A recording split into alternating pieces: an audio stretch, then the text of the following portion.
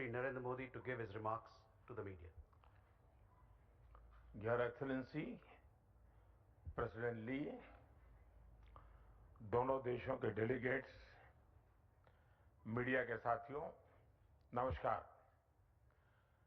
अपनी पहली भारत यात्रा पर प्रेसिडेंट ली का स्वागत करते हुए मुझे बहुत खुशी हो रही है। प्रेसिडेंट ली का जीवन संघर्ष, सेवा और समर्पण का प्रेरणादायक उदाहरण है। हर चुनौती ने उनके भीतर जन सेवा के संकल्प को और सशक्त किया है। भले ही यह उनकी पहली भारत यात्रा हो, लेकिन भारत के प्रति उनकी आत्मीयता हमारी पहली मुलाकात से ही स्पष्ट रही है। फ्रेंड्स, 8 वर्ष बाद कोरिया के राष्ट्रपति की यह भारत यात्रा अत्यंत महत्वपूर्ण है। डेमोक्रेटिक वैल्यूज, मार्केट इकोनॉमी और respect for rule of law हम दोनों देशों के डीएनए में है। इंडो पैसिफिक क्षेत्र में भी हमारा कॉमन आउटलुक है। इन सब के आधार पर पिछले 1 दशक में हमारे संबंध अधिक गतिशील और व्यापक हुए हैं और आज प्रेसिडेंट ली की यात्रा से हम इस ट्रस्टेड पार्टनरशिप को फ्यूचरिस्टिक पार्टनरशिप में ट्रांसफॉर्म करने जा रहे हैं।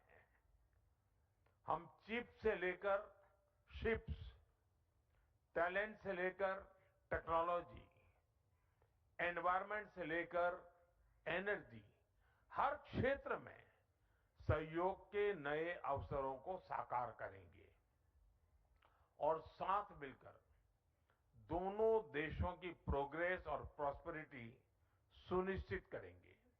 फ्रेंड्स, भारत और कोरिया का बायलैटरल ट्रेड आज $27 बिलियन तक पहुंच चुका है।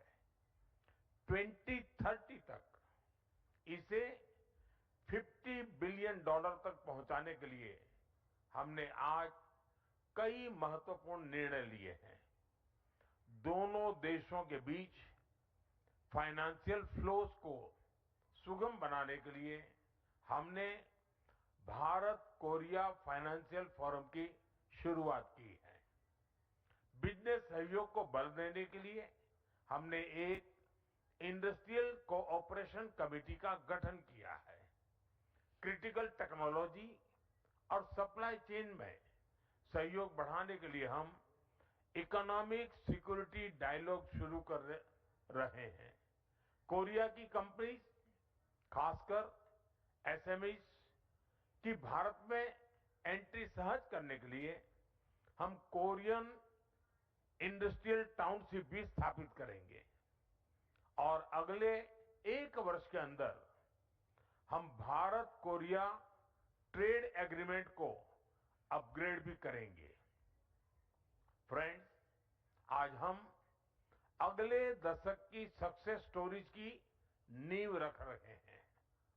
एआई, सेमीकंडक्टर और इंफॉर्मेशन टेक्नोलॉजी में साझेदारी और प्रगाढ़ करने के लिए हम India Korea digital bridge launch कर रहे हैं।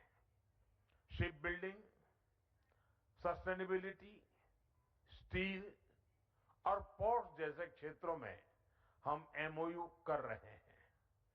कल्चर और क्रिएटिव इंडस्ट्री में आपसी सहयोग से हम फिल्म, एनिमेशन और गेमिंग में भी नए आयाम स्थापित करेंगे। आज का बिजनेस फोरम इन अवसरों को ठोस परिणामों में बदलने का मंच बनेगा। फ्रेंड, भारत और कोरिया के बीच हजारों वर्ष पुराने सांस्कृतिक संबंध है। 2000 साल पहले अयोध्या की राजकुमारी सुरीरत्ना और कोरिया के राजा किम सुरो की कहानी हमारी साझा विरासत है। आज भारत में के पॉप, के ड्रामा बहुत ही पॉपुलर हो रहे हैं। उसी तरह कोरिया में भी भारतीय सिनेमा और संस्कृति की पहचान बढ़ रही है। हमें बहुत खुशी है कि प्रेसिडेंट ली खुद भारतीय सिनेमा के प्रशंसक हैं। इस कल्चरल कनेक्ट को मजबूत करने के लिए हम 2028 में भारत कोरिया फ्रेंडशिप फेस्टिवल आयोजित करेंगे। इसके साथ साथ पीपल टू पीपल कांटेक्ट मजबूत करने के लिए हम एजुकेशन, रिसर्च सहयोग और टूरिज्म को भी बढ़ावा देंगे। फ्रेंड्स, वैश्विक तनाव के इस दौर में भारत और कोरिया मिलकर शांति और स्थिरता का संदेश देते हैं। हमें बहुत खुशी है कि आज कोरिया इंटरनेशनल सोलर अलायंस और इंडो पैसिफिक ओशंस इनिशिएटिव से जुड़ रहा है। हम अपने साझा प्रयासों से एक पीसफुल, प्रोग्रेसिव और इंक्लूसिव इंडो पैसिफिक के लिए योगदान देते रहेंगे। हम इस बात पर भी सहमत है कि वैश्विक चुनौतियों के समाधान के लिए ग्लोबल इंस्टीट्यूशंस में सुधार आवश्यक है।